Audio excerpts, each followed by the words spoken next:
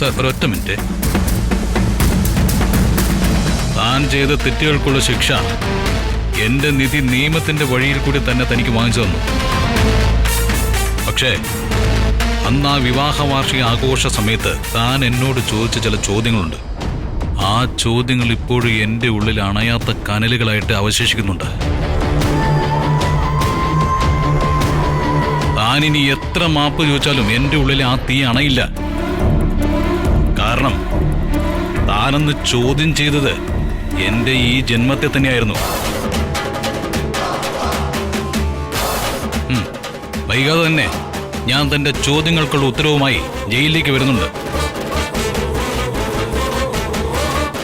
തനിച്ചായിരിക്കില്ല, എന്റെ കൂടെ എന്റെ അച്ഛനും അമ്മയും ഉണ്ടാവും.